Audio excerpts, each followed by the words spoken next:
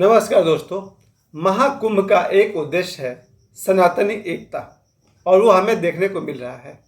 महाकुंभ में जब 1 करोड़ या उससे अधिक लोग एक जगह पर एकत्र हो जा रहे हैं, यहाँ तक कि 2 करोड़, 5 करोड़, 10 करोड़ तक लोग जब एक जगह पर जमा हो जा रहे हैं, ये है सनातनी एकता का सबसे बड़ा सपना का पूरा होना, और ये हो रहा है। यही इसका उद्देश्य भी रहा होगा। जब महाकुंभ की बात चलती है और मोदी जी और योगी जी के एक आवाज़ पर देश के करोड़ों लोग या फिर दुनिया के करोड़ों लोग प्रयागराज पहुंच जा रहे हैं, इसका मतलब ये हुआ कि सनातनी एकता अब मजबूत हो रहा है। यही होना चाहिए, इसी की ज़रूरत है। याद करिए, जिस तरह लोग एक नियम बनाते हैं कि हर शुक्रवार को मस्जिद में नमाज पढ़ी जाए, उसके पीछे एक उद्देश्य ये भी होता है कि लोग समाज के मिले जुले, उनमें एकता बढ़े। जब क्रिश्चियंस में ये बात आती है कि संडे को सभी क्रिश्चियंस चर्च जाए, वहाँ भी ये बात आती है कि सभी क्रिश्चियंस एक जगह एकत्रित हों। लेकिन जब सनातनियों की बात आए कि कौन सा दिन हो कि सभी सनातनी मंदिर पहुँचे, वो अभी तक ठीक से डिसाइड नहीं हुआ है। जैसे मंगलवार को मैं जाता हूँ पंचमुखी हनुमान जी के पास, पाथरडी कोलवासरी, वहाँ मेरे अलावा और कोई नहीं होता है। वैसे मैं दिन में जाता हूँ 11 बजे के आसपास। हो सकता है सुबह में सनातनी भाई लोग वहाँ जाते होंगे या फिर शाम को लोग जाते होंगे, लेकिन जब मैं वहाँ गया तो अपने आप को अकेला पाया, पंचमुखी हनुमान जी और मैं। ये होना चाहिए कि हर मंगलवार को अगर किसी सनातनी के पास समय है तो सुबह या शाम मंदिर जाए, या फिर शनिवार को। मैं मुंबई में था तो मैं देखता था कि शनिवार को लोग लाइन लगा करके हनुमान जी की पूजा करते हैं, अभी भी करते हैं।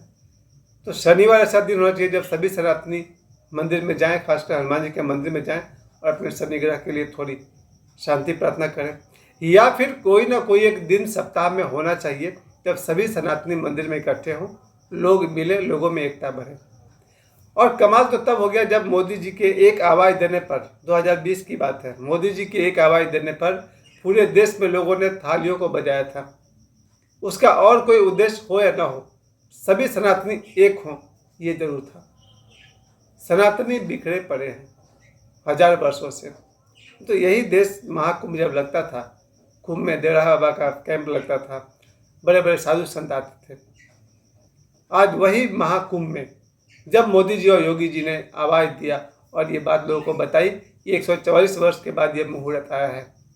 लोगों ने, करोड़ों लोग वहाँ पहुँचे हैं, और कल मेरे परिवार से भी 2 लोग जा रहे हैं।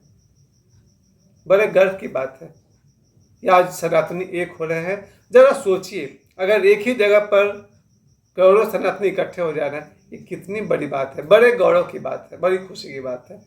साथ साथ हमें ये भी ध्यान रखना है, कल जो मेरे परिवार से जो लोग जा रहे हैं, वो लोग बस से जा रहे हैं, और बस से जाने के कारण वो लोग प्रयागराज भी जाएंगे, फिर अयोध्या जाएंगे, फिर काशी विश्वनाथ मंदिर जाएंगे। और ये इस बार अधिकांश सनातनियों ने वही किया है। अधिकांश सनातनी प्रयागराज तो गए ही हैं, उसके बाद अयोध्या गए हैं, काशी गए हैं, और फिर अपने अपने घर लौटे हैं। सबसे बड़ी बात कि महाकुंभ का अगर आप पौराणिक अर्थ समझें तो पुराणों में भी उसका वर्णन है, उसका आप लोग सर्च कर लीजिएगा।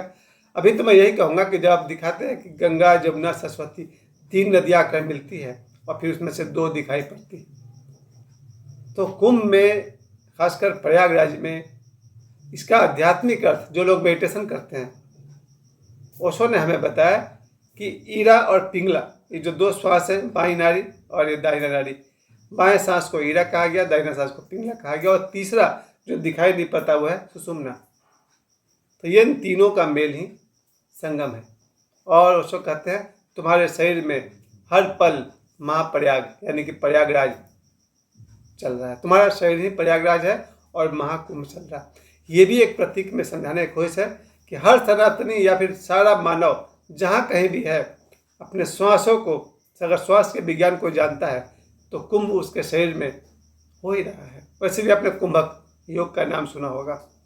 तो महाकुंभ का सबसे बड़ा उद्देश्य एक तो ये है कि हमारे शरीर में जो आध्यात्मिक घटना घटती है, ईरा, पिंगला और सुषुम्ना, इन नाड़ियों का विज्ञान जिन्हें पता है वो योगियों को पता रहता है। ये है संगम और ये है हमारा शरीर प्रयागराज। इसके अलावा जो भौगोलिक स्थिति हम जब दिखाते हैं प्रयागराज में, जिसका कुछ साल पहले तक नाम इलाहाबाद था, पता नहीं कितने साल तक उसका नाम इलाहाबाद रहा, फिर हमारे योगी जी आए, उन्होंने उसको प्रयागराज कर दिया। प्रयागराज पहले भी था, दादी मौसी के ज़माने से मैं सुनता रहा हूँ। प्रयागराज जब नाम हो गया तो यहाँ जब गंगा जमुना सरस्वती का मिलन आप दिखाते हैं, फिर वहाँ से गंगा जमुना निकलती हैं, सरस्वती लुप्त हो जाती है। उस जगह पर ऋषि महर्षियों का हर 12 वर्ष में इकट्ठा होना, ये उद्देश्य रहा होगा कि लोग एक जगह पर मिले तो सही। लोगों का मिलना बहुत जरूरी है। मनुष्य समाज में रहता है, समूह में रहता है, समुदाय में रहता है।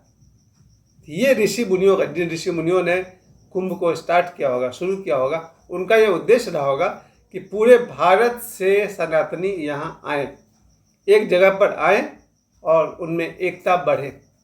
मैं कल की बात बता रहा हूँ। कल जितने भी लोग महाकुंभ में थे, उन्होंने बताया कि इतना सुंदर व्यवस्था, मोबाइल चार्जिंग के लिए कई लोग तैयार हैं कि आप अपना मोबाइल यहाँ चार्ज कर लीजिए।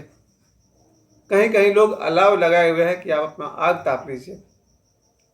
एक आदमी स्टेशन की तरफ जा रहा था तो उसको एक मुसलमान दुकानदार ने कहा कि आप हमारे यहाँ थोड़ा आराम कर लीजिए। ये बड़ी सुंदर बात है कि महाकुंभ में अब भोजन की तो आपको चिंता ही नहीं करनी है।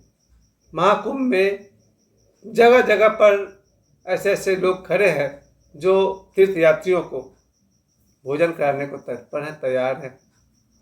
और एक बात तो और है जिसको खुल कर नहीं कहना चाहिए, मगर ये भी बात है कि पूरे देश में जहाँ कहीं भी जो प्रयागराज जा रहे हैं, उन्हें वहाँ तक पहुँचने में भी लोग सहायता कर रहे हैं। ये होना भी चाहिए। पूरे देश से, विदेशों से लोग महाप्रयाग में आ रहे हैं। अब तो देखा जाए तो एक तरह से 26 फरवरी तक, महाशिवरात्रि तक प्रयागराज का ये महोत्सव चलता रहेगा।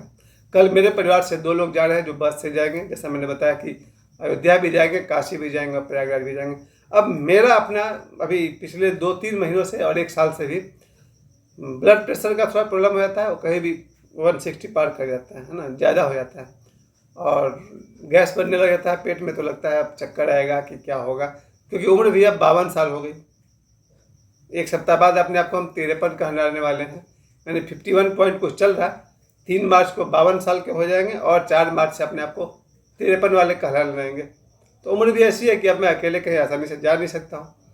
तो मैंने अपना थोड़ा सुविधा ध्यान रखते हुए मैंने आज देख लिया ट्रेन में, जिस दिन टिकट खाली मिले उसी दिन मैं प्रयागराज चला जाऊँगा, और बहुत शांति से वहाँ पर हम त्रिवेणी संगम में स्नान भी करेंगे, और जो जितना आनंद उठा सकते हैं उठा लेंगे। ईश्वर हमेशा हमारे साथ है। महाकुंभ का जो मैंने आपको उद्देश्य बताया कि महाकुंभ का उद्देश्य है सनातनियों को एक करना, और वो उद्देश्य पूरा हो रहा है। ये जानते हुए भी कि लोगों को कष्ट है, बिल्कुल है। लाखों करोड़ों आदमी जब प्रयागराज में जाएंगे, किसी भी स्टेशन में 50 लाख आदमी इकट्ठा हो जाए, समस्या तो होगी, लेकिन समस्या को इतना बढ़िया से सुलझाया जा रहा है वहाँ पर पुलिस और आर्मी के द्वारा कि एक एक आदमी को बहुत बहुत सुविधा दी जा रही कि अपने अपने ट्रेन में बैठे और लोग आगे बढ़े। इसी की ज़रूरत थी। सनातनी एक हो, ये यहाँ जाकर दिखाई पड़ रहा है, महाकुंभ में दिखाई पड़ रहा है। हर जगह, स्टेशन में, रेलवे में, ये फौजी या आर्मी वाले धनबाद स्टेशन के बाहर भी है, जिनका उद्देश्य है लोगों को सहायता पहुँचाना। यही तो है सनातनी एकता। सनातनी एकता मजबूत हो, इसके लिए महाकुंभ में मोदी जी और योगी जी ने आह्वान किया, निमंत्रण दिया, जरूर दिया। जब उन्होंने कहा कि 144 वर्ष के बाद आ रहा, उन्हें जितना अनुमान था कि जितने सनातनी आएंगे उससे कई गुना ज़्यादा आ गए। भारत की जो हिंदुओं की आबादी है वो 100 करोड़ है, और उस 100 करोड़ में से 50 करोड़ या उससे अधिक लोग तो पहुंच गए महाकुंभ में। ये इस बात की खुशी है कि अगर एक आवाज़ पर योगी जी और मोदी जी के एक आवाज़ पर करोड़ों सनातनी एक जगह इकट्ठा हो सकते हैं, तो ये क्या नहीं कर सकते हैं। मतलब जीवन में कौन सी सफलता नहीं पा सकते हैं। मैं इस बात को फिर से दोहरा दूं कि अगर योगी जी और मोदी जी के एक आवाज़ पर करोड़ों सनातनी एक जगह एकत्र हो सकते हैं, तो ये करोड़ों सनातनी कुछ भी कर सकते हैं। मतलब कोई भी महानतम उद्देश्य को पूरा कर सकते हैं, एक बड़ी शक्ति बन सकते हैं। होना चाहिए। कल था शिवाजी जयंती, मुझे शिवाजी जयंती पर बोलना था, क्योंकि मैं छावा फिल्म देखने के बाद, एक्चुअली मैंने नहीं देखा, मेरे बच्चे ने देखा, मुझे समझ में आ गया था कि भारत हजारों वर्ष तक सताया गया है, हजारों वर्ष तक। मुसलमानों के द्वारा भी, जो मुगल वगैरह थे, और ये जो अंग्रेज आए थे उनके द्वारा भी, और भी छोटे बड़े समुदाय थे, हून थे और कौन कौन वंश वाले सब बाहर से आए थे। वो भारत को 1000 वर्ष तक गुलाम इसलिए रख पाए क्योंकि सनातनियों में एकता नहीं थी। आज 2025 में बिल्कुल साफ साफ दिखाई पड़ रहा कि सनातनी, करोड़ों सनातनी एक जगह एकत्रित है और एक दूसरे का साथ दे रहे हैं। महाकुंभ का ये उद्देश्य पूरा हो रहा है, पूरा तो हो ही गया, सभी सनातनी एक हो गए हैं और अभी भी 1 सप्ताह बाकी है 26 फरवरी तक। अभी तो 2 हंगामा होने वाला है, वो है 23 फरवरी को प्रधानमंत्री नरेंद्र मोदी साहब बागेश्वर धाम आएंगे और 26 फरवरी को राष्ट्रपति माननीय आदरणीय द्रौपदी मुर्मू जी आएंगी बागेश्वर धाम में। अब ये 2 महापुरुष, जब मतलब महानतम व्यक्ति बागेश्वर धाम आएंगे, उस पर कल बात करेंगे। और एक बार फिर से सभी सनातनी हिंदुओं को बहुत बहुत प्रणाम। अपनी एकता ऐसे ही बनाए रखिए और दिखाते रहिए।